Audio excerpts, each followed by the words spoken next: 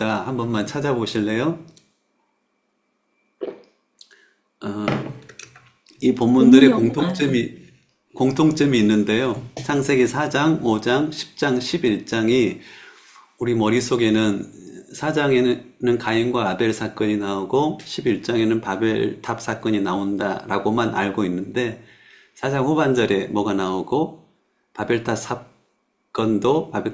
이후에 뭐가 나옵니다. 그리고 5장과 10장에 보면 창세기에 이것을 쭉 서술해 주는 하나님의 큰 어떤 뜻이 있는데요. 우리는 주로 이 장수를 읽을 때 많이들 성경 읽기를 포기하곤 합니다.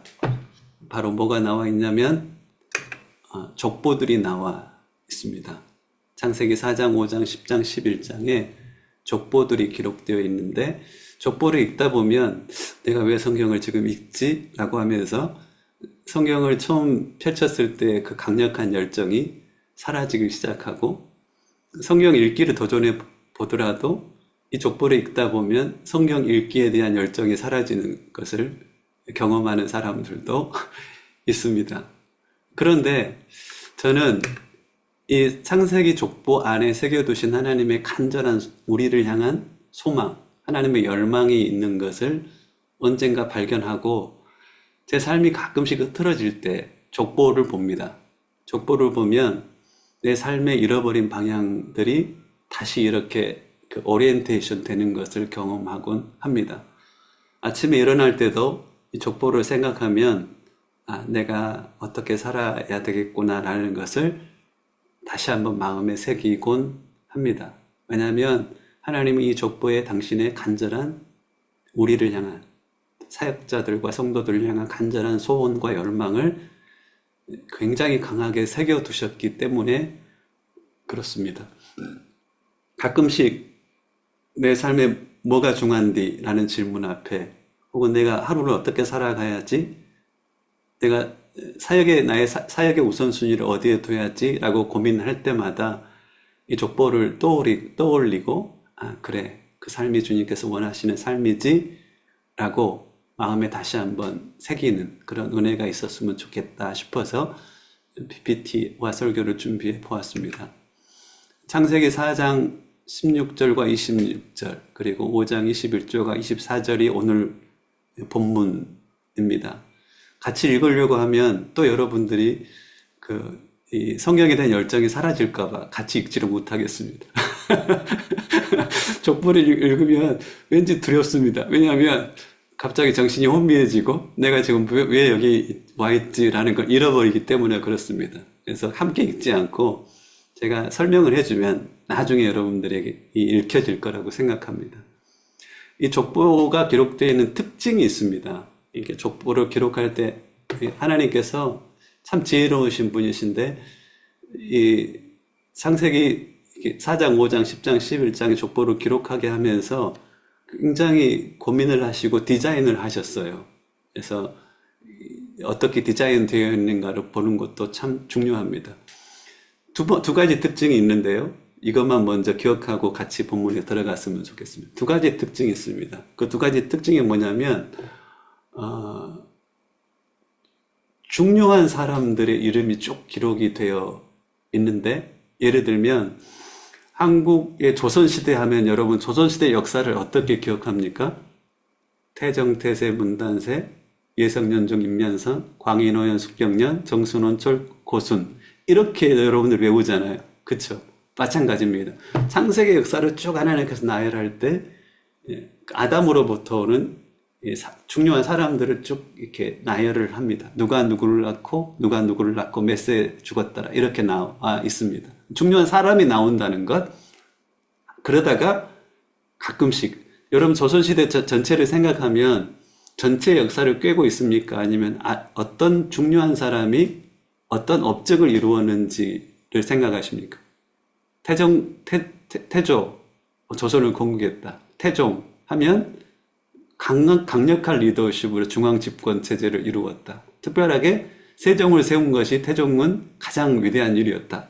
이렇게 기억하지 않습니까? 세종하면 여러 가지 것들이 기록되죠. 하다가 쭉 가다가 우리가 뭘 했는지도 모르는 사람들이 쭉 나오다가 갑자기 정종이 나오고, 뭐, 고종하면은 저기 그 구한말 역사가 나오고 하면서, 그런 것처럼 쭉 가다가 중요한 왕에게 있어서 너무나 중요한 업적이 있으니까 머물잖아요. 창세기 족보도 마찬가지입니다. 쭉 가다가 머뭅니다. 왜? 이 머문 기록을 통하여서 우리에게 하실 말씀이 있는 겁니다. 그리고 쭉 누가 누구를 낳고 하다가 또 머뭅니다. 머무는 이유가 뭐라고요? 뭔가 우리에게 하고 싶은 이야기들이 있다는 겁니다. 그래서 족보를 읽을 때는 어떤 사람에게 글이 멈춘 다음에 한참 그 사람 이야기를 하고 또 쭉 가다가 누가 누구를 낳고 하다가 어디에서 머뭅니다. 이걸 찾는 것이 포인트입니다. 자, 두 번째 특징은 뭐냐면, 첫 번째는 사람들의 이름이 쭉 나열되다가 어느 한 곳에 딱 머문다는 겁니다. 거기에 집중해서 읽으면 되는 것이죠. 두 번째는 의도적으로 창세기 족보는 대비를 시켜놓고 있습니다. 뭔가를 강조할 때 땅의 사람은 이렇고 하늘의 사람은 이래라고 하면서 대비를 시켜 놓음으로 인하여서 우리는 이렇게 살지 않고 이렇게 살아야 돼. 이 대비법을 사용하는 것이 족보의 아주 중요한 특징이라는 것을 기억하셨으면 좋겠습니다. 특별하게 오늘 본문에서는 이런 사람을 대비시키고 있습니다. 가인과 그 아들. 가인의 아들이 이름이 혹시 뭔지 아십니까? 에녹이라는 아들이 있었습니다. 셋과 그의 아들. 이 두 대상을 대비시키고 있습니다. 셋의 아들은 에노스라고 합니다. 자, 그리고 창세기 4장 19절로 24절에 보면 에녹이 있고 에녹의 아들들이 나옵니다. 이 기록이 한참 머물러서 뭐 설명하고 있고, 창세기 5장에 보면 우리가 잘 알고 있는 노아가 태어나기 전에 무드셀라의 아버지죠. 하나님을 기쁘시게 한다는 증거를 가지고 있었던 에녹과 그의 아들에 관한 이야기가 나옵니다. 그 아버지 한 사람과 그 아들의 삶의 모습을 통하여서 이 대비를 시켜놓고 있습니다. 아담의 그 1대손과 아담의 7대손 그쯤 해가지고 대비를 시켜놓고 있는 것을 볼 수가 있습니다. 이 중요한 두 가지 개념을 알고 넘어가 보겠습니다. 창세기의 족보는 이렇습니다. 아담으로부터 누구와 누구가 낳죠? 가인 그리고 아벨이 나왔습니다. 가인은 에녹을 낳고, 에녹은 이랏을 낳고, 이랏은 무야엘을 낳고. 자, 이랏과 무야엘 가면 우리 정신이 혼미해지기 시작합니다. 그렇죠. 자, 아벨은 셋을 낳고, 아벨이 셋을 낳으니까 아벨 대신 셋을 주셨죠. 그리고 셋은 에노스를 낳고, 그리고 쭉 나와서 노아가 등장을 합니다. 노아는 세 아들이 있었죠.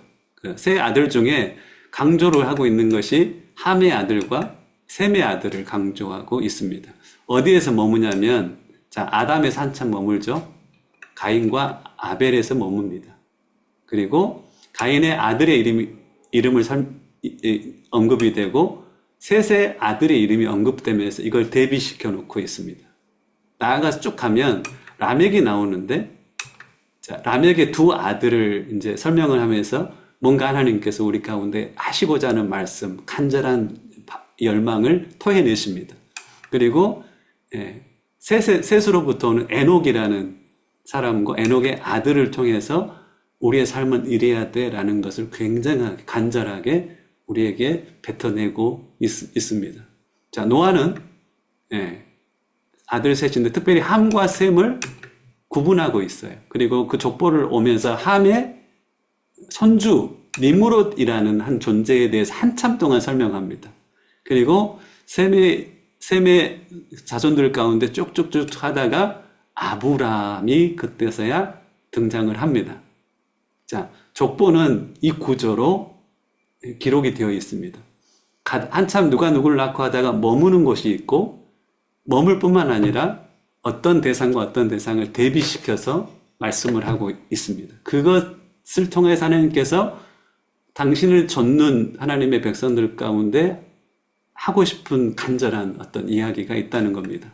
먼저는 자, 중요한 것만 이렇게 한번 파악을 해 두십시오. 아담, 가인, 아벨과 셋, 에녹, 에노스, 그리고 라멕과 에녹, 이렇습니다. 그 노아 이야기를 한 다음에 함과 셈을 통하여서 니므롯과 아브라함이 나온다.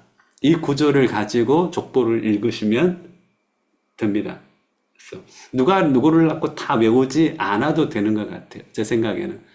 이 족보는 일부러 한 사람에 대해서 머물러서 설명하고 있고, 머물 뿐만 아니라 반대적 대상들과 대비시켜 놓고 있다는 것을 알고 읽으면 좋을 것 같습니다. 자, 아담의 먼저 일리대손, 가인, 그리고 가인의 아들 에녹, 아벨, 셋에 관하여서 이 시간 한번 설명을 해 보겠습니다. 가인과 그 아들 에녹, 그 이야기가 창세기 4장에 나와 있습니다. 혹시 볼펜으로 이렇게 한번 체크해 두실 분들은 체크해 두셔도 될 것 같습니다. 이렇게 기록되어 있죠. 가인이 아벨을 죽입니다. 이거에 관해서 할 이야기가 참 많지만 다 생략하고 오늘은 족보에만 집중하겠습니다. 가인이 이제 아벨을 죽이고 이렇게 표현되어 있습니다. 16절에 보면 여호와 앞을 떠났다. 그리고 에덴 동편 놋 땅에 거하였더니 하면서 가인의 이야기를 잠깐 머물러서 하고 있습니다. 17절에 보면 아내와 동침하니 그가 잉태하여 에녹을 낳은지라. 가인이 성을 쌓고 뭐라고요? 그 아들의 이름으로 성을 이름하여 에녹이라 하였다. 즉 에녹이 두 가지 일을 하죠. 하나님을 떠났습니다. 하나님 앞에서의 삶을 떠났죠. 가인이 말입니다. 그리고 이제 뭔 일을 하는데 열심히 일해서 성을 쌓았습니다. 도시를 건설했다는 거죠. 도시를 건설하고 그 성의 이름을 뭐라고 했다고요? 에녹이라고 했습니다. 저 성을 보면서 사람들은 에녹이라고 이름하였습니다. 근데 사람들은 에녹의 이름을 부르면서 누구를 생각했을까요? 이스라엘 성경 구조를 쭉 보면 사람을 일컬을 때 바돌로메라는 말이 나오잖아요. 바돌로메는 돌로메의 아들입니다. 다른 요한복음에 보면 이 사람을 나다나엘이라고 이야기합니다. 일부러 베드로를 일컬을 때 베드로가 시몬인데 시몬이라고 일컬지 않고 바요나 시몬이라고 사람들이 불렀습니다. 왜 그럴까요? 시몬은 아버지의 이름으로 일컬어집니다. 바요나라는 바라는 것은 아버지라는 뜻인데 바요나 하면 요나의 아들 시몬이라는 뜻이 됩니다. 바돌로메 하면 돌로메의 아들이라는 뜻이 돼요. 그 이름이 나다나엘이었죠. 요셉이라는 사람의 닉네임이 바로 바나바였습니다. 바는 아들이었고 나바 이것은 위로라는 뜻이 위로의 아들이란 뜻이었죠. 제가 전라남도 여천군 삼산면 초도리에서 태어났습니다. 이 초도리에 가면 초도라는 섬에 가면 사람들이 나를 뭐라고 불렀냐면 어렸을 때 방학에 이제 이 큰아버지 사는 곳에 갔습니다. 어부신데 얼마나 멸치 이 오징어 막 이렇게 그물로 건져놓고 그걸 큰 가마솥에 이렇게 삶거든요. 그거 말려놓으면 거기에서 오징어 이렇게 주워 먹는 거, 멸치 발라 먹는 것이 얼마나 맛있었는지 모릅니다. 근데 그곳에 가면 늘 사람들이 저를 보고 동주라고 부르지 않았어요. 뭐라고 불렀냐면 종래미 아들이라고 불렀어요. 제 아버님 이름이 강자, 종자, 남자시거든요. 나는 아버지의 이름으로 일컬어집니다. 아버지 입장에서는 어떨까요? 여러분들 세상에서 살아갈 때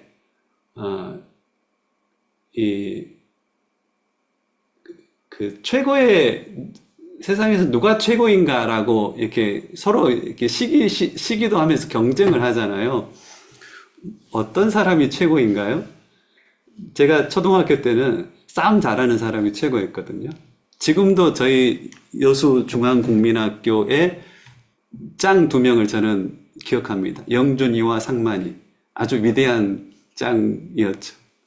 싸움 잘하면 최고였습니다. 그 중에 어떤 라인은 공부를 잘하는 라인이 있었습니다. 지금도 기억합니다. 전교 1등 상호, 내 친구. 네, 공부 잘하면 최고였습니다. 여자들은 여기에 계신 많은 여자 선교사님들처럼 얼굴이 이쁘면 최고였습니다. 근데 좀 나이 들면 좋은 대학 가는 게 최고. 그리고 또 가면 좋은 직장 가는 게 최고. 여자들은 아무리 직장에서 와도 남편이 어떤 사람인지 그것 때문에 갈리는 것이죠.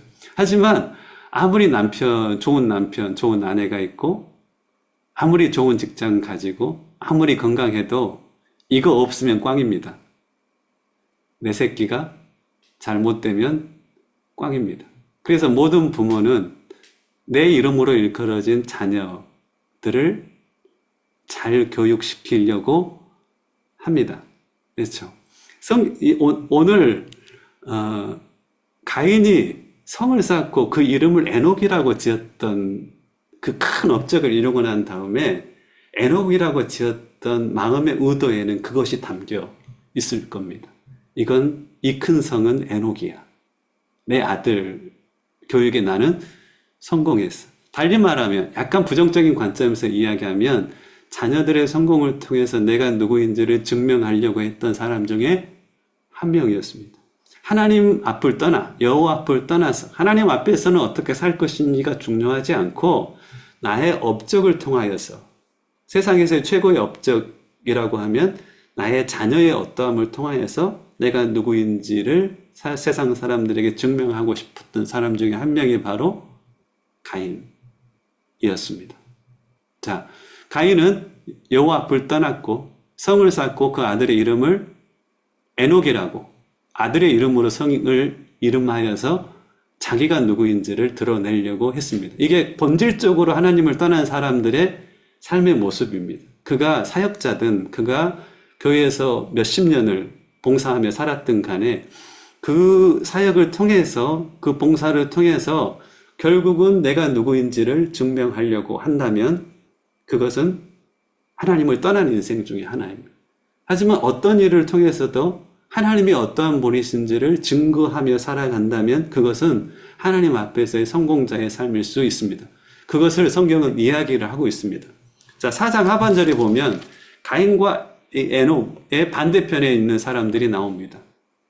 하늘에 속한 사람들이죠. 아담의 1, 2대손 셋과 에노스. 셋은 에녹 25절에 보면 아들을 낳아 그 이름을 셋이라고 했는데 이는 하나님이 내게 가인이 죽인 아벨 대신에 다른 씨를 주셨다 함이라. 하나님의 씨를 주셨어요. 셋이라는 이름으로 주셨는데 셋의 아들이 있었습니다.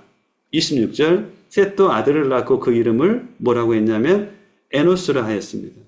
자, 근데 특징이 있어요. 에노스라 하였는데 그때의 사람들이 비로소 여호와의 이름을 불렀더라라고 아주 특별한 문장을 써놓고 있습니다. 셋과 에노스가 살아가는 그 시대에 셋과 에노스와의 삶이 섞인 사람들의 특징이 있었다는 겁니다. 그 특징이 뭐냐면 그들이 여호와의 이름을 불렀다라는 겁니다. 자, 이게 아주 중요한 성경에서 가장 중요한 단어가 하나님의 나라, 하나님의 이름, 이게 가장 중요한 단어이거든요. 복음이 무엇이냐라고 했을 때 복음이라는 것은 하나님의 나라, 하나님의 이름이 복음이라고도 할 수가 있습니다. 자, 여호와의 이름을 불렀다는 게 뭘까요? 많은 설명을 할 수 있지만 간단하게 설명하자면 그 이름이라는 것은 그 사람이 누구냐라는 겁니다. 우리가 생각할 때 이름하면 나는 강동주 이렇게 표현하잖아요. 그건 부모가 지어준 하나의 그 소리로 표현되어 있는 이름입니다. 그런데 이름의 본래 의미는 뭐냐면 그가 어떠한 사람이고 그가 어떠한 일을 행하는가 그의 being과 그의 doing에 대한 설명이 바로 이름입니다. 성경에 보면 여호와의 이름이 나오잖아요. 야훼, 여호와 이레, 여호와 니시, 여호와 샬롬, 여호와 라하, 여호와 삼마, 여호와 라파, 알로힘 이 단어가 다 무슨 뜻입니까? 하나님이 누구시고 하나님이 어떠한 일을 행하셨는지에 대한 설명입니다. 하나님이 치료하시면 여호와 라파, 하나님이 승리하시면 여호와 니시, 하나님께서 우리와 거기에 함께 계시면 여호와 삼마가 되는, 이게 하나님이 어떠한 분이시고 하나님이 어떠한 일을 행하셨는지를 설명하는 단어가 하나님의 이름입니다. 그러면 셋과 에노스가 살았던 사람들이 하나님의 이름을 불렀다는 건 뭐예요? 하나님은 이러한 분이시고 하나님은 이러한 일을 행하신다는 것을 그들이 입술로 고백했다는 것. 즉 셋과 에노스와 함께 있었던 사람들은 이들의 영향력을 통하여서 그들이 하나님에 대한 고백이 있었다는 겁니다. 하나님은 어떠한 분이신지, 하나님은 어떠한 일을 행하시는지에 대한 고백이 있었다는 것.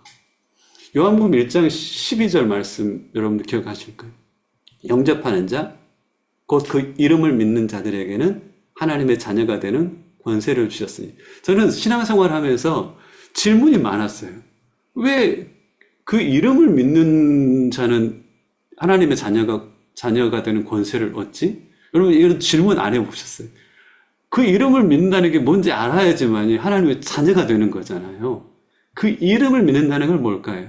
요한복음 1장에 나와 있는데, 요한복음 1장은 뭘 설명하고 있습니까? 예수님이 누구시고 예수님이 우리를 위하여 어떤 일을 행하셨는지가 설명이 되어 있어요. 즉 그 이름을 믿는다는 것은 예수님이 어떠한 분이시고 예수님이 나를 위하여 어떤 일을 행하셨는지를 믿는 자는 하나님의 자녀가 되는 권세를 얻는다는 뜻이거든요. 여기서 셋과 에노스에 함께 살았던 사람들은 뭐 했다는 거예요? 하나님의 이름을 고백했다는 거예요. 즉 하나님은 어떠한 분이시고 하나님은 어떠한 일을 행하시는지에 대해서 그들이 막 고백했다는 거예요. 이게 찬양이 될 수 있고 간증이 될 수 있고 사람들에게 막 자랑하는 자랑거리가 될 수 있는 거예요. 누구 때문에? 셋과 에노스 때문에. 선교라는 게 뭘까요?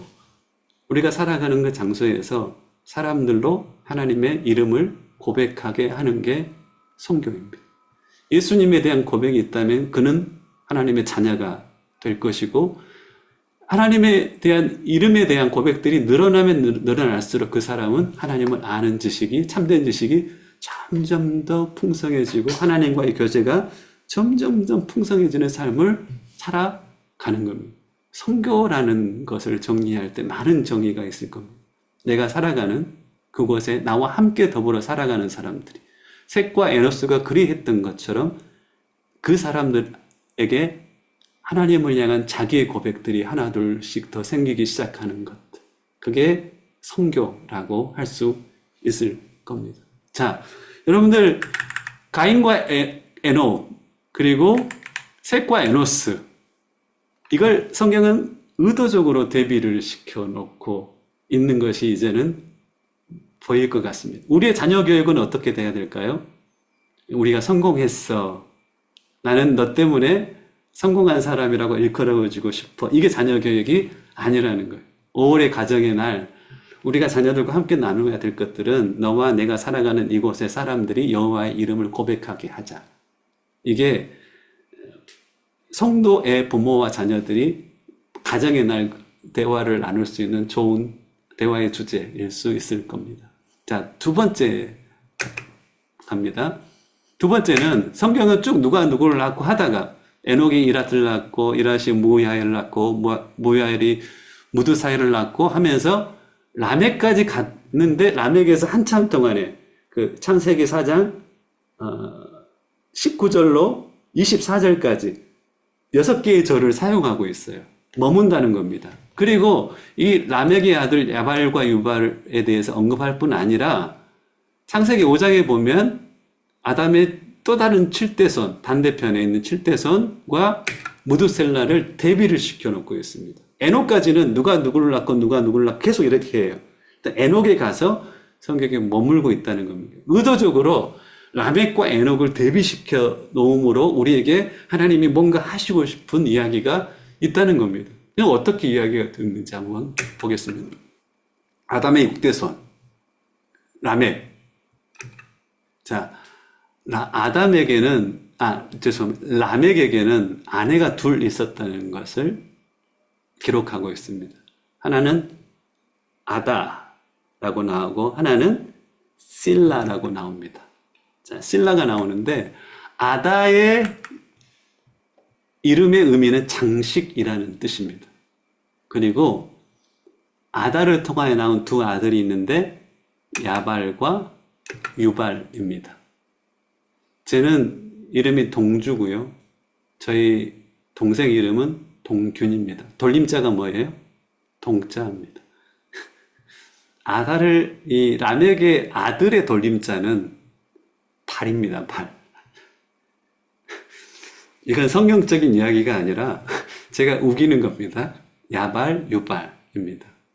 아내가 둘이 있다고 했죠. 실라에 통해서 나온 아들의 이름도 두 발입니다. 두 발 가인입니다. 돌림자 맞죠? 야발, 유발, 두 발 가인입니다. 그리고 딸도 하나 있는데 나아마라고 기록되어 있습니다. 근데 이 아들들을 기록하는데 특별한 뭔가 기록의 특징이 있어요. 이걸 통해서 하나님께서 우리에게 하고 싶은 말씀이 있다는 겁니다. 아다는 장식이라는 말이고 실라는 그늘이라는 의미입니다. 여러분들과 함께 살아가는 공동체 식구들 가운데 여러분들의 장식과 같은 사람이 있고 여러분들의 그늘과 같은 사람이 있을 거예요. 여러분들에게 보내주신 자녀들 가운데 내가 너 때문에 참 빛나 라고 하는 나의 장식과 같은 자녀가 있고 너 때문에 내가 어두워져 라고 하는 나의 그늘과 같은 존재들이 있을 겁니다. 자, 라멕에게도 두 아내가 있었는데 하나는 장식과 같았고 하나는 그늘과 같았습니다. 그걸 설명하고 있어요. 자, 두 아들, 아다를 통하여 낳은 두 아들은 야발과 유발입니다. 성경은 그렇게 이야기하고 있어요. 야발을 향하여서 가축을 치는 자의 조상이다. 이 조상이라는 말에 아부라는 히브리어는 어떤 것의 조상, 어떤 대상의 아비, 어떤 영역의 권위자 이런 뜻을 가지고 있어요.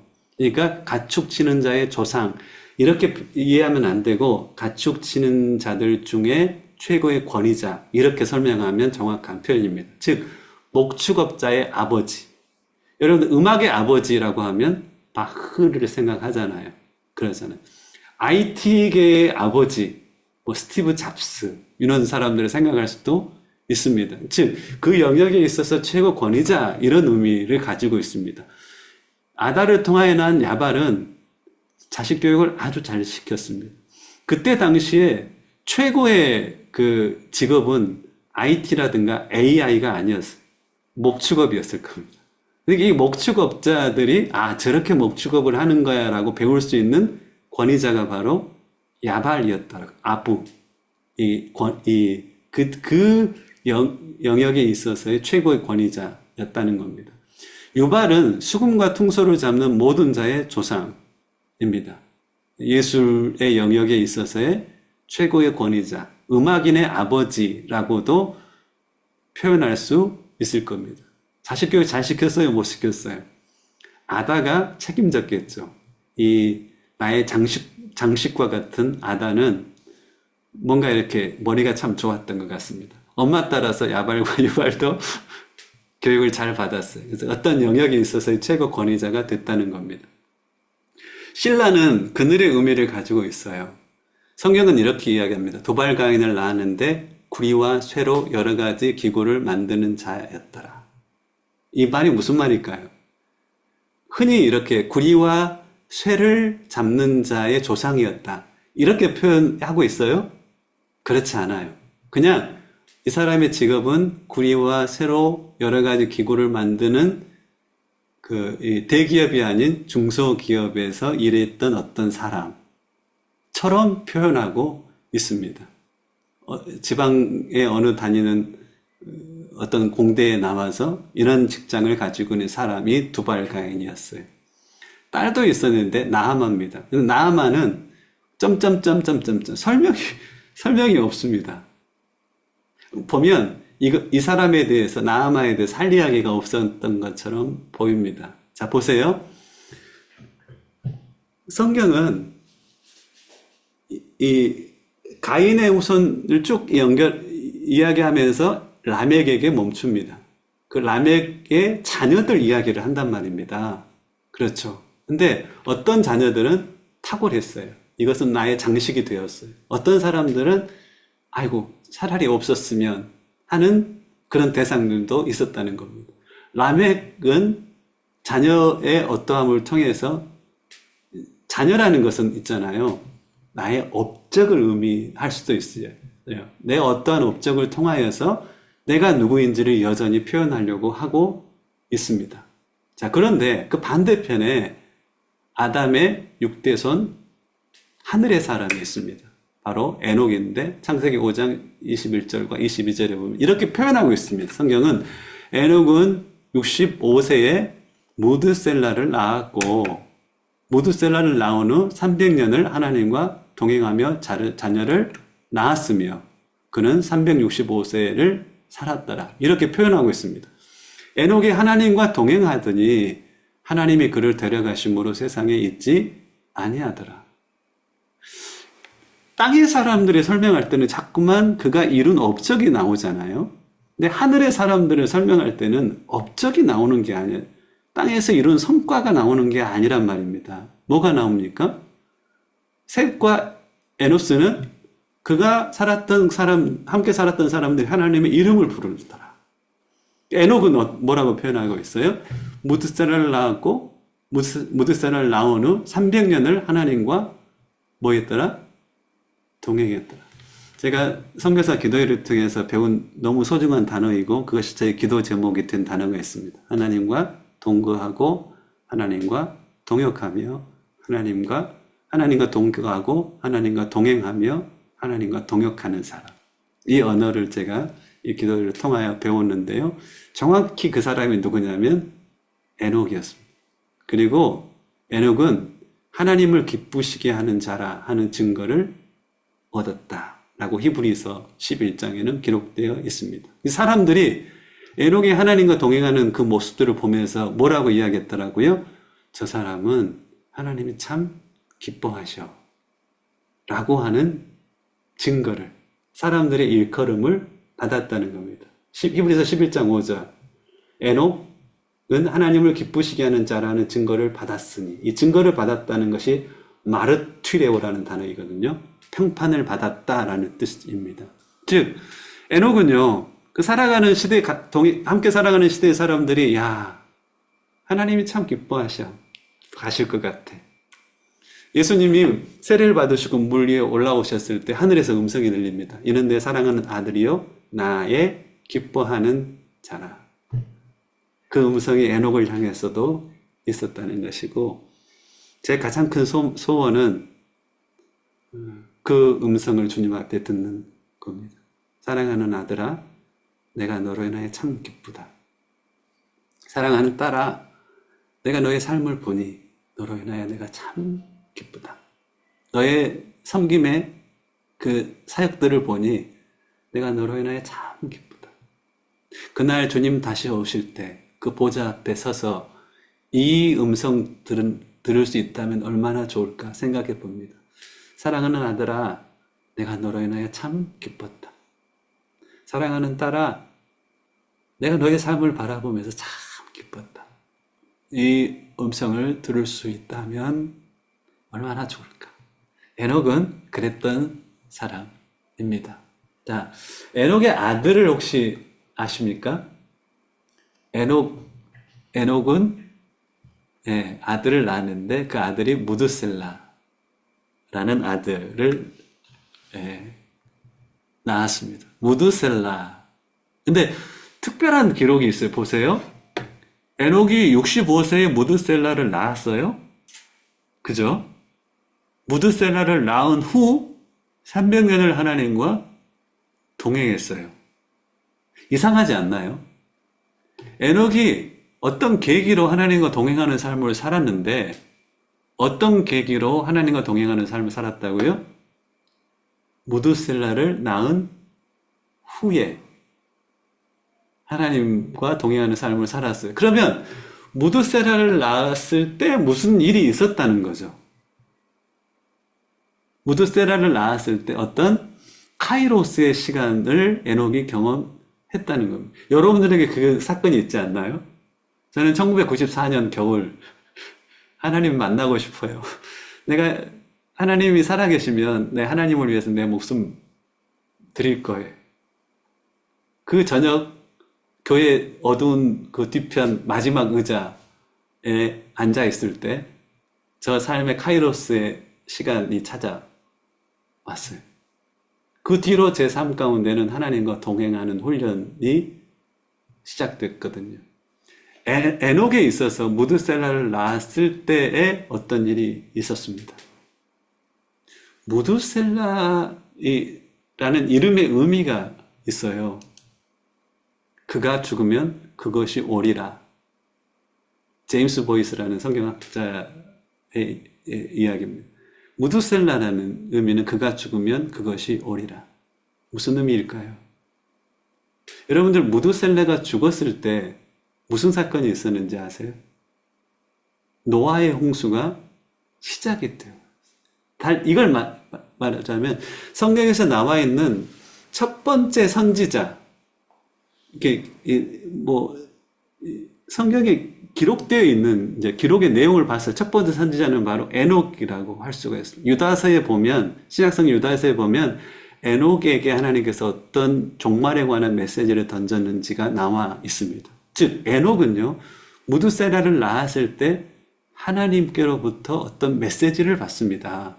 그 메시지를 받고 그것 때문에 내 만난 하나님, 내게 말씀하신 하나님과 동행하는 삶이 시작이 되었어요. 그게 창세기 5장 21절의 이야기입니다.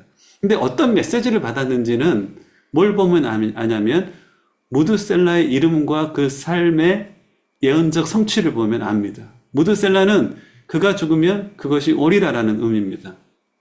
성경을 쭉 해석해 보면 무드셀라가 187세에 라멕을 낳고 라멕이 182세에 노아가 출생합니다.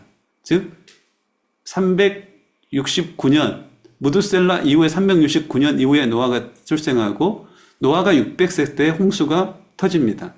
그러면 합하면 699년이 돼요. 699년에 무드셀라가 죽습니다. 무드셀라가 죽을 때 그가 죽으면 하나님이 말씀하신 그것이 세상 가운데 왔습니다. 그것이 뭐예요? 종말에 관한 메시지였습니다. 하나님을 만나고 하나님의 메시지 음성을 듣는 에녹은 그때부터 하나님과 동행하는 삶을 살아갔던 것입니다. 마태복음 25장에 보면 지혜로운 5 처녀와 어리석은 5 처녀가 나오죠. 근데 어리석든 지혜롭든 그들을 깨우는 음성이 있었어요. 어리석은 처녀도 깨어났고 지혜로운 5 처녀도 깨어났습니다. 어떤 음성이 그들을 깨웠죠? 신랑이 오신다 라는 그 음성이 잠들어져 있는 그들을 깨웠습니다. 우리가 살아가는 시대는 저는 그렇게 믿어요. 주님이 다시 오실 시대에 살고 있다라고 저는 믿거든요. 내가 살아가는 시대의 사람들을 깨울 때 지혜로운 사람들도 지금은 졸고 있는 것처럼 보이고 어리석은 사람들은 다 자고 있는 것처럼 보여요. 그들을 깨우는 음성이 있습니다. 그 음성은 바로 신랑이 오신다라는 음성입니다. 제가 종말론에 대해서 공부를 계속 할 수밖에 없는 이유도 이 부르심 때문에 그렇습니다. 여러분들이 계시는 그곳에 내가 주 오실 날에 대한 하나님의 음성과 성경적인 지식을 가지고 그들을 깨울 수 있었으면 좋겠습니다. 자, 3번째 대상인데요. 바로 노아의 자손입니다. 노아를 통해서 무슨 일이 있었던 것은 창세기 6장부터 쭉 이렇게 나와 있습니다. 10장, 11장에 족보가 나와 있는데 함의 자녀가 한 사람이 언급되면서 성경이 머물러요. 그리고 셈의 자녀들 가운데 물론 이 벨렉과 욕단에서 잠깐 머뭅니다. 욕단의 후손이 바로 한국 사람들이다 라는 어떤 책들도 나와 있는 것 같습니다. 여기 잠깐 머뭅니다. 그 다음에 아브라함이 가서 엄청난 시간 동안 쭉 펼쳐지죠. 그 구속사의 내용들이 다시 한번 펼쳐집니다. 그런데 함의 자녀 한 사람과 셈의 자녀 한 사람에서 멈추는데 니무롯이라는 사람에게 있어 가서 한참 동안 머뭅니다. 우리는 이것을 살펴볼 수 있어야 됩니다. 그리고 셈의 자손 중에는 아브라함에 가서 멈춥니다. 자, 어떤 일이 있었을까요? 함의 자손 니무롯입니다. 손주죠. 자, 창세기 12장의 이 바벨탑은 니무롯을 중심으로 해서 세워진 탑이기도 합니다. 성경의 기록은 이렇습니다. 창세기 10장 8절과 9절. 그는 세상의 첫 번째 정복자다. 이 말은 뭐냐면 mighty warrior라는 뜻입니다. 강하다는 것에 초점이 맞춰 있어요. mighty warrior. 전사인데 엄청나게 강한 전사입니다. 전쟁만 나가면 다 이기는 사람이었습니다. 그가 여호와 앞에 용감한 사냥꾼이 되었으므로, 용감한 사냥꾼도 히브리어에 보면 똑같은, 용감하다는 것과 정복자라는 것이 똑같은 단어입니다. 즉 mighty hunter, 사냥을 할 때도, 사람과 싸움을 할 때도 이 강함 때문에 누가 대적할 사람이 없었다는 겁니다. 그래서 그 다음에 누가 싸움 잘하고, 누가 사냥을 잘하고, 누가 전쟁에서 승리를 탁월하게 얻잖아요. 그러면 그 사람들이 뭐라고 말했냐면, 아몬은 여호와 앞에 니무롯 같은 용감한 사냥꾼이로다라고 하는 이 관용구가 만들어졌다는 겁니다. 여러분들, 요 근래에 농구를 엄청 잘하면 뭐라고 이야기하는지 아세요? 이는 바로 마이클 조단과 같은 사람이다. 제2의 마이클 조단이다. 라고 말하잖아요. 그러잖아요. ITK에 탁월한 업적을 이룬 사람을 보면 이 사람은 제2의 스티브 잡스다. 라고 이야기를 하잖아요. 그러잖아요. 그런 것처럼 그 당시의 사람들이 사냥을 잘하고 전쟁을 잘하고 전략을 잘 세워서 전쟁이 있을 때마다 이기잖아요. 그런 사람들이 누구를 생각했다는 거예요? 니무롯을 생각했다는 거예요. 얼마나 대단한 사람입니까? 세상적으로. 근데 이 사람 하나님이 어떻게 생각했을까요? 이 사람 보면서 하나님 마음 아팠을까요? 마음 기뻤을까요? 엄청나게 마음 아파했던 사람입니다.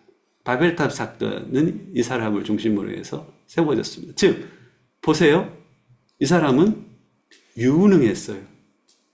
유명했거든요. 창세기 10장 보면 이 사람은 거대한 땅을 소유했고 큰 성을 만들었고 높은 탑을 세웠어요. 여러분, 많은 사람들이 추구하는 것들 아닙니까? 사역자들도 다르지 않습니다. 유능함을 추구하고 유명함을 추구하고 거대한 뭔가를 추구하고 크고 높은 뭔가를 추구하며 살아갑니다. 이것과 내가 하나님 앞에서의 평가가 어느 정도 연결되어 있을 것 같아요. 여러분들 생각할 때는. 내가 어느 정도 유능한지, 내가 얼마나 유명한지, 내가 어떠한 업적을 이루었는지 보다 중요한 것은 내가 어떠한 사람인지가 중요해요. 족보는요, 계속 그걸 이야기하고 있어요. 네가 뭘 이루었느냐, 네가 자식 교육을 얼마나 잘 시켰느냐, 네가 어떠한 업적을 이루었느냐, 네가 얼마나 세상에 유명하느냐, 유능하느냐, 어떤 정도의 사역을 일구었느냐 보다 족보는 계속 강조하고 있어요. 너는 하나님 앞에 어떤 존재, 어떤 사람이냐라는 것을 계속 이야기해주고 있어요. 내가 살아갈 때 내 삶의 방향이 이쪽으로 흐를 때가 있거든요. 사람들이 유능하다고 그러고 사람들이 인정하고 거대한 어떠한 일들을 이루고 사람들 앞에 놀라운 일들을 행했을 때 내 영혼의 중심에 자꾸만 어떤 마음이 있는 것을 발견하냐면, 그래, 나 이렇게 유능한 사람이야, 나 이렇게 유명한 사람이야, 나 이런 업적을 이루었어. 이걸 가지고, 여러분들은 안 그러겠지만 저는 그렇습니다. 나는 이러한 사람이야 하면서 나를 증명하려고 해요. 나의 기본의 좋고 싫음이 여기에 있어요.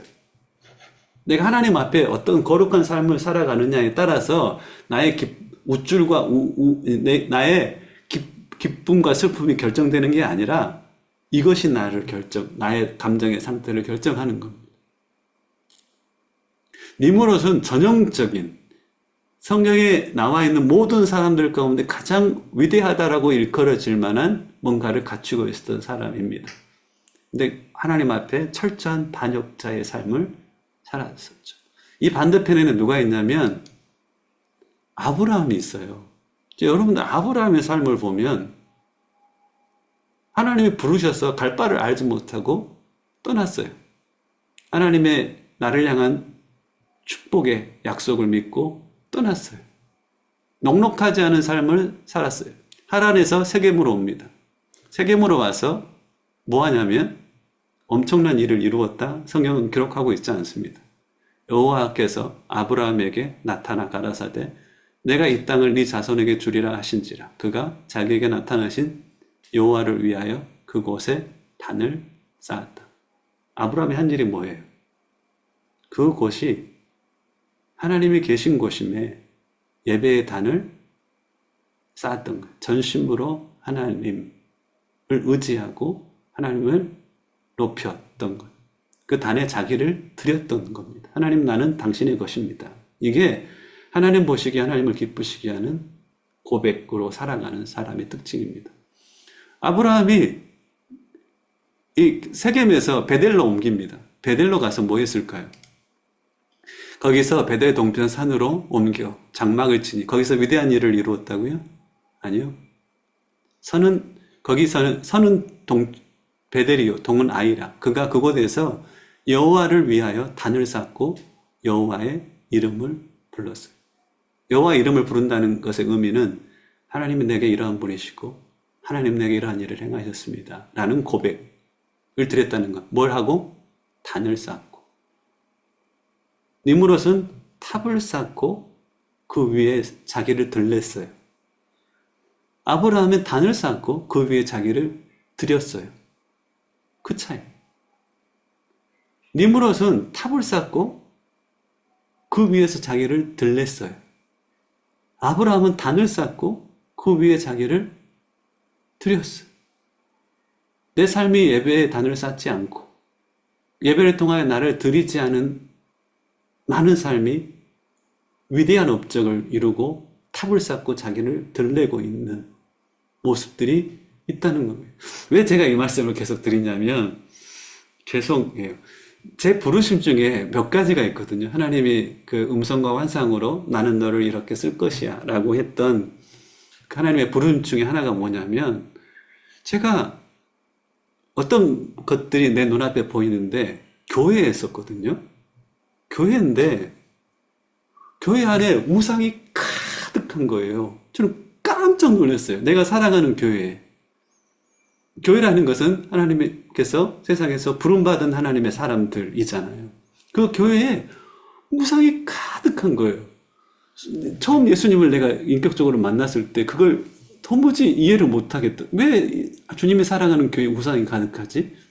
그리고 그 우상과 함께 싸우는 제 모습이 있었어요. 성도의 삶을 살아가며 사역자의 삶을 살아가며 제가 알지 못하는 사이에 성전되어야 될 내 삶 가운데 우상 하나하나씩이 모아지더라고요. 니므롯이 추구했던 것을 나도 처음에는 몰랐어요. 이게 하나님의 영광이 되겠지. 와, 이런 일들을 내가 이루었으니 하나님이 기뻐하시겠지라고 했는데 내 영혼 깊숙한 곳에 하나씩 둘씩 뭐가 쌓여져 가냐면 우상 하나하나가 쌓여. 그것이 나의 영광과 연결되어 있고 나의 세상에서의 기쁨과 연결되어 있는 우상 하나하나씩이 모아져 가고 있는 성전이 더럽혀져 있어요. 고린도전서 3장 16절에 보면 너희가 하나님의 성전인 것과 하나님의 성령에 넣어야 하는 거라는 것을 알지 못하느냐. 그 뒤에 뭐냐면 너희들이 성전을 멸하면 내가 너희를 멸할 것이다. 성전이 더럽혀지면 우리가 어떻게 되는 것들에 대해서 기록하고 있거든요. 이것에 관해서 세상을 향하여 외칠 사람이 필요한 거예요. 그렇지 않으면 나도 모르는 사이에 갈라디아서 6장에 보면은 스스로를 속이지 말라고 하잖아요. 나를 속이면 여러분 내가 다른 사람을 속이고 있으면 내가 알거든요. 나 이거 거짓말하는 거야 라는 것을 내 스스로 인식을 해요. 근데 내가 나를 속이고 있으면 나를 속이는 나는 내가 거짓말하고 있는지를 몰라요. 그게 치명적인 거예요. 내가 한참 동안에 잘 살고 있고 잘 살아가고 있는 것 같은데 내가 이상한 방향으로 가고 있는 거예요. 깨어있는 성도들은 그걸 느끼는데 내 스스로가 이상한 방향으로 가고 있는 내 자신을 성찰하지 못하는 거예요. 그리고 하나님을 예배해야 될 내가 탑을 쌓고 나를 들리고 있어. 아브라함은 뭘 했다는 거예요? 있는 자리에서 그 영적인 싸움에서 이겨갔다는 겁니다. 내가 이거 어느 곳에 있든지 하란에서 세겜으로 와서 아브라함이 했던 일이 뭐냐면 단을 쌓고 그 위에 자기를 드렸던 거예요. 내 인생의 주인은 내가 아니라 하나님입니다 라고 드렸던 거예요. 베델 동편으로 가서도 마찬가지. 단을 쌓고 자기를 들으면서 했던 고백이 뭐예요? 하나님은 내게 이러한 분이시고 나에게 이러한 일들을 행하셨습니다 라는 여호와 이름을 부르는 일들을 했다는 겁니다. 아브라함이 가뭄이 들어서 애굽에 갔다가 돌아왔어요. 돌아와서 하는 일이 여기 있습니다. 창세기 13장에 보면 돌아와서 베델 쪽으로 가서 여호와의 이름을 불렀더라. 이에 아브라함의 장막을 옮겨 헤브론에 있는 마므레 상수리 숲에 이르러 거기서도 뭐 했어요? 여호와를 위하여 단을 쌓았더라. 하나님이 위대하게 보는 것, 하나님이 고귀하게 보는 것이 바로 이것이에요. 그 니므롯의 삶이 나의 삶에 추구하는 방향이냐, 아브라함의 삶이 내가 추구하는 방향이냐, 이건 엄청난 다른 결과를 가져다 주는 겁니다. 아브라함이 신실한 그 단을 쌓는 삶, 여호와의 이름을 부르는 삶을 살아가고 있었을 때에 니므롯이 이룬 업적은요, 나를 무너뜨리지 않아요. 근데 내가 이것이 없는데 하나님 앞에 존재가 받아들여지지 않고 존재가 크기가 갖추어지지 않은데 내 안에 어떤 유명함과 내 안에 유능함과 내 안에 어떤 업적이 오잖아요. 그러면 그릇이 안 크니까, 그릇이 크지 않은데 내가 성취물이 크다 보니까 그릇이 깨지는 거예요. 그러니까 작은 그릇에 큰 것들을 이루다 보면 자꾸만 뭐 하는 거예요? 내가 이거 했다, 내가 저거 했다, 나는 이 정도 높이가 있다, 나는 이 정도 유능하다. 이게 왜 나오는 거예요? 하나님 앞에 거룩한 나의 그릇이 준비가 안 되니까. 근데 깨어있는 사람들끼리도 이걸 이야기하지 않으면 우리가 서로가 만나서 무슨 이야기를 하는지 아세요? 내가 신학교 가서 엄청나게 놀랬던 것이 뭐냐면 신학생들이 서로 모여서 무슨 이야기를 하냐면, 야, 너 생활비 얼마 받아? 나 생활비 이렇게 받아. 그 이야기를 하고 있고, 너 그 큰 교회에 있어? 나 어떻게 가는 방법 없어? 이런 이야기를 하고 있는 거예요. 깜짝 놀라는 거예요. 하나님이 부르신 자리에 있기를 열망하며 나를 보내신 것이 악을 골짜기라면 거기라도 가겠습니다라는 고백을 해도 모자랄 그 시기에 무엇을 추구하고 있냐면은 니므롯의 길을 추구하고 있는 거예요. 가인의 길을 추구하고 있고 람에게 길을 따라 살아가고 있는 거예요. 깜짝 놀리는데 살아가고 나니까 내가 그 일을 추구하는데도 내가 놀라지 않더라고요. 얼마나 안타까운지. 내가 그 길을 걸어가고 있는데 내 스스로를 내가 발견하지 못하는 거예요. 그래서 우리에게 정말 필요한 것은 거룩한 교제권이에요.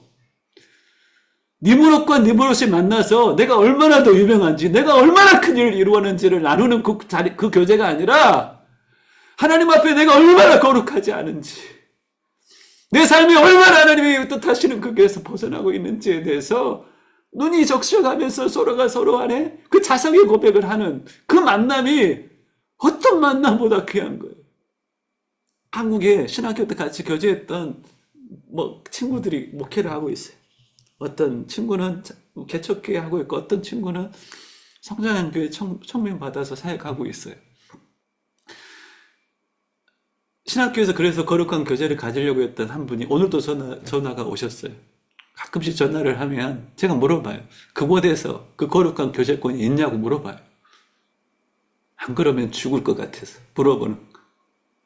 하나님 앞에 내가 얼마나 죄인인지, 내 영적인 싸움이 얼마나 치열하고 그 치열한 영적 싸움 가운데 자꾸만 넘어지는 자신의 모습을 발견하고 나 어떻게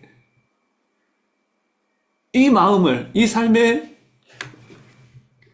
넘어짐과 일어서 함께 고백할 수 있는 사람이 있냐고 물어봐요. 목사님 꼭 만나세요. 오늘 어디를 간다고 하더라고요. 그 교회 목사님이 그런 분이시니까 제발 그런 분들과 함께 만남을 가지세요. 선교사 기도회에는 어떤 공간이 되어야 할까요? 누가 어떤 자리에 오르는 것들을 추구하면서 그 자리에 서로 오르고자 경쟁하는 곳이 돼야 될까요? 이곳을 통하여서 나의 뭔가를 얻고 나의 뭔가를 이루고자 하는 그런 공간이 돼야 될까요? 결탄코 그리 되면 안 돼요. 이것은 거룩한 교제의 현장이 저는 돼야 된다고 생각합니다. 한 사람 한 사람이 이 모임 아니면 큰일 날 삶을 살았을 사람들이 이 모임 때문에 영원히 하나님 앞에 거룩한 자리에 나오는 삶의 뒤틀렸던 방향이 교정되는 그런 공간이 되어야 된다고 저는 믿는 것이. 계속 족보는 그걸 외치고 있는 거예요. 그 족보에 새겨 놓으신 하나님의 간절한 우리를 향한 열망이 이것입니다. 정리하면 이렇습니다. 아담, 가인과 에녹, 셋과 에노스, 라멕과 에녹, 니므롯과 아담. 이게 족보예요. 창세기 4장, 5장, 10장, 11장의 족보입니다. 머문 자리에서 대비시켜 세속의 사람과 하늘의 사람을 대비시켜 우리 가운데 외치고 있는 하나님의 마음이 그것인 것이. 출애굽기 33장의 고백을 저는 참 좋아합니다. 모세의 고백이죠. 모세가 여호와께 아뢰되, 출애굽기 32장의 내용을 잘 아시잖아요. 모세가 시내산에 올라갔을 때 산 밑에서는 이스라엘 백성들이 송아지를 만들어 놓고 이것이 애굽에서 우리를 구원해 내신 여호와 하나님이다라고 우상을 섬기고 있어요. 하나님께서 도무지 못 참는 거예요. 그래서 이들을 향하여 모세에게 이야기했어요. 이들을 다 없애버리고 너를 통하여 새로운 민족을 만들겠다. 모세는 백성을 사랑했어요. 하나님, 차라리 나를 생명책에서 제해해 주십시오. 라고 하니까 하나님이 타협하는 거예요. 어떤 타협을 하냐면, 그럼 좋다. 모세가 중보하죠. 하나님은 신실하시고 약속을 지키시는 하나님이십니다. 하면서 하나님의 약속을 붙잡고 중보 기도합니다. 하나님은 신실하시니 약속을 지키시는 분이시니 그 가나안 땅을 우리에게 주시는 게 맞습니다. 두 번째는 하나님의 이름을 붙잡고 기도해요. 하나님이 우리를 가나안 땅으로 인도하시지 않으면 이방인들이 하나님을 향하여서 뭐라고 하겠습니까? 하나님의 이름이 뭐가 되겠습니까? 하나님의 약속과 하나님의 이름을 붙잡고 기도합니다. 하나님이 이기지 못하시죠, 그러면. 하나님은 그분의 약속을 붙잡고 그 이름을 붙잡고 기도하면 이기지 못하시는 분이십니다. 그래, 그러면 좋다. 모세에게 이야기합니다. 약속을 지키겠다. 가나안 땅에 보내겠다. 가나안 땅 7족속 내가 내 사자, 내 천사를 보내서 싹 쓸어버리겠다. 됐지. 하지만 나는 가나안 땅에 가지 않을 거야. 전제를 합니다. 죄가 있는 곳에 내가 함께 할 수 없으니까 나는 그곳에 가지 않을 거야 라고 하나님이 모세에게 이야기합니다. 자, 그러면 내 이름에도 문제가 안 되고 내 약속에도 문제가 안 되잖아. 그러니까 모세가 하나님 앞에 이 고백을 합니다. 모세가 여호와께 아뢰되 주께서 친히 가지 아니하시거든 우리를 이 광야에서 올려보내지 마옵소서.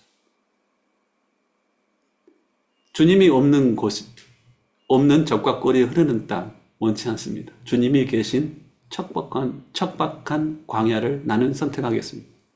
하면서 나와 주의 백성이 주의 목전에 은총 입은 줄을 무엇으로 알리까? 하나님이 은총 입은 자라 라고 우리가 어떻게 알겠습니까? 주께서 우리와 함께 행하심으로 나와 주의 백성을 천하 만민 중에 구별하심이 아니니까. 나를 적과 꿀이 흐르는 땅에 두심으로 우리가 선민이라는 것을 하나님께서 그걸 통해서 구별하시지 않으셨습니까? 라고 말하지 않아요. 나를 큰 업적을 이루게 함으로 하나님의 은혜 입은 자라 라고 구별하셨습니다. 라고 말하지 않아요. 우리가 구별됨의 유일한 특징은 적과 꿀이 흐르는 땅, 나의 유명함, 나의 유능함, 내가 이룬 업적이 아니라 주께서 나와 함께 하심, 임마누엘 되신 주님과 함께 동거하고 동행하며 동역함 그 자체가 주께서 나에게 은총을 주신 증거라고, 주님이 나를 세상 만민 중에 구별함의 유일한 특징이 그것이라고 모세는 이야기를 하고 있습니다. 여러분들의 삶에도 하나님께서 선택을 요구하세요. 두 가지 중에 하나입니다. 주님이 함께하지 않은 적과 꿀이 흐르는 땅. 적과 꿀이 흐르는 땅을 추구함 때문에 나의 성공과 성취와 유명함, 그 추구한 것 때문에 주님이 계시지 않든 계시든 상관이 없어지는, 그걸 네가 원하느냐? 아니면 척박한 광야라도 주님이 함께 계신 그곳을 선택할 것이냐?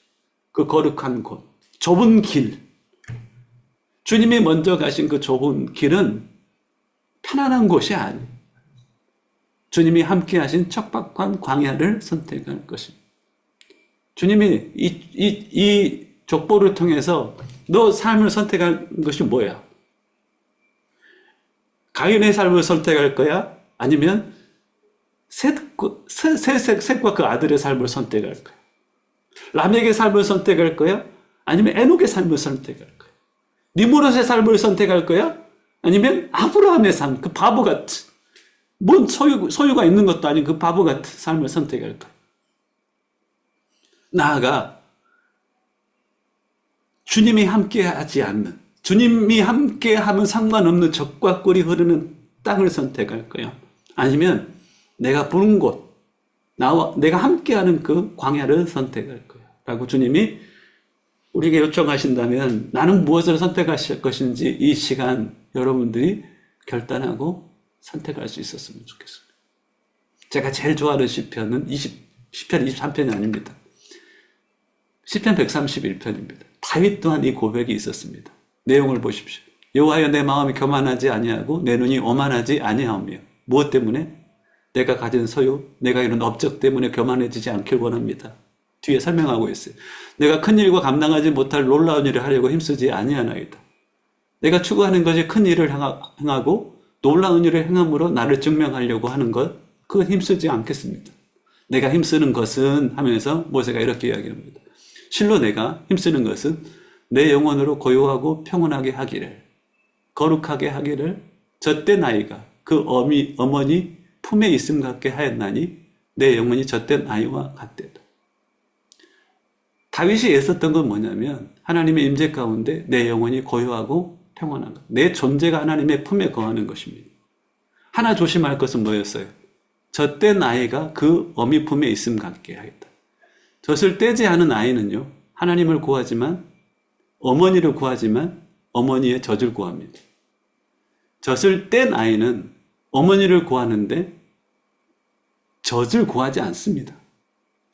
우리가 구하는 것이 하나님인지 하나님으로부터는 뭔지, 그걸 이야기하고 있는 거예요. 다윗이 본인의 영성을 훈련하다 보니 이것이 하나님을 얻는데, 하나님을 누리는데 방해가 되더라. 그게 뭐냐면 하나님께로부터 오는 선물, 이것 때문에 하나님을 구하고 하나님과의 교제를 맛보는 것이 방해가 되더라는 거예요. 제가 우리 아이들이 어렸을 때 집에 들어갈 때 아이들 사랑하니까 뭘 가지고 들어가지 않겠어요? 비닐봉지에 뭘 싸가지고 들어가죠. 저는 철저하게 확인합니다. 아이가 나의 얼굴을 보는지 내가 들고 가는 비닐을 보는지 꼭 확인합니다. 내 비닐을 보면 아이한테 설명해 줍니다. 그거 설명해 줘요. 하나님도 그렇다는 거예요. 나는 니들이 내 얼굴을 봤으면, 즉 아빠에게로부터는 뭔가를 구하는 게 아니라 아빠를 즐거워하는 거예요. 아빠를 구하는 거예요. 그러면 그 손에 쥔 것이 있든 없든 상관이 없단 말이에요. 근데 내가 바라보는 게 그 손이면 들고 오면은 기쁘고 들고 오지 않으면 기쁨이 없는 거예요. 아빠가 있음에도 불구하고. 그 삶이 성도들도 마찬가지입니다. 우리 아빠가 있음에도 불구하고 아빠 때문에 기뻐하지 않아요. 바울이 빌립보의 교회를 향하여 그 고난 가운데서 계속 외치잖아요. 기뻐하라. 내가 범사에 말은 내가 기뻐하라. 뭐 때문에 기뻐하라는 거예요? 고난 가운데 있지만 하나님이 나와 함께 계심에 하나님을 기뻐함이 나의 기쁨이 되는. 다윗은 그러면서 이스라엘 백성들을 향하여서 외치고 있습니다. 이스라엘아 지금부터 영원까지 여호와를 바랄지어다. 하나님을 구하라는 겁니다. 정리합니다. 그냥 이 두 종류의 사람을 생각했으면 좋겠습니다. 요 근래에도 아침에 일어나면 저는 족보가 생각났어요. 내 삶의 방향이 옳은가? 한참이나 잘못 가고 있지 않은가? 나는 이쪽인가 이쪽인가? 탑을 쌓고 그 위에 자신을 드러내는 사람인가? 내가 누구인지를 증명하는 사람인가? 내 인생의 주인이 나인 사람인가? 내 마음의 우상을 품고 있는 사람인가? 아니면 단을 쌓고 그 위에 자신을 매일처럼 드리는, 내가 있는 자리에서 단을 쌓는 그 사람인가? 이 중에 학생들이 있다면 학교에서는 여러분들이 쌓아놓은 단이 있어야 합니다. 이 가운데 직장인이 있다면 직장에 우리가 쌓은 단이 그곳에 보이지 않는 단이 있어야 되는 것이죠. 그게 님으로서 쫓는 삶이 아닌 아브라함을 쫓는 삶을 살아가고 있음의 증거일 것입니다.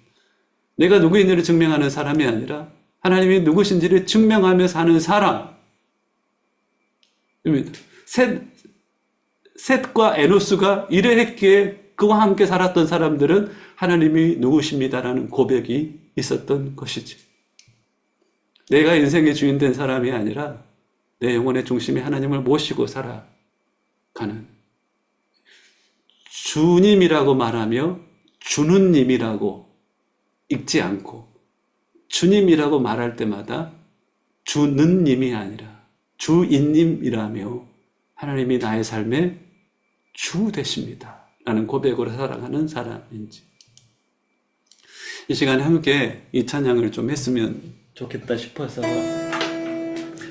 내가 주인 삼은 모든 것을 내려놓고 내 주 되신 주님 앞에 나아가, 내가 사랑했던 모든 걸 내려놓고 주님만 사랑해, 주 사랑 안에 거하는 자, 그 사랑 위에 든든히 설 것입니다라는 고백입니다. 이 찬양하면서 여러분들에게 하나님께 기도할 마음을 주시면 때로는 회개하고 때로는 결단함으로 나아갔으면 좋겠습니다. 말씀을 쭉 다시 한번 생각해 보면서 내 삶의 방향이 큰일을 이루은 것 같지만 큰일 날 뻔한 삶이었을 수도 있겠습니다.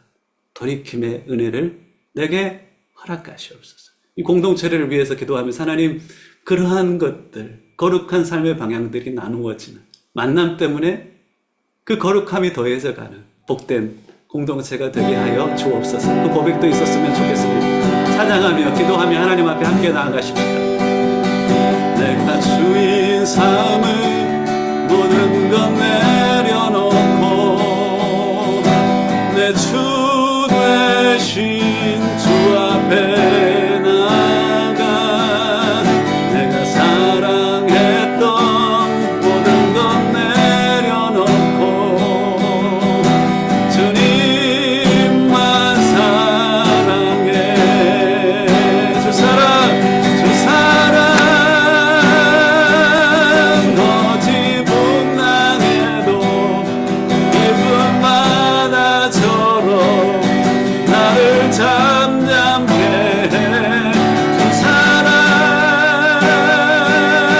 내 영혼의 방석, 그 사랑 위에 서리. 함께 고백하며 나가겠습니다. 내가 주인 삼은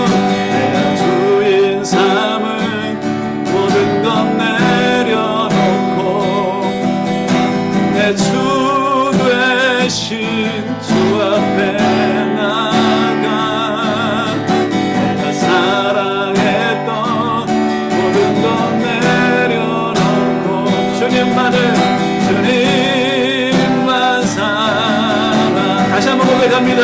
내가 주인 삼은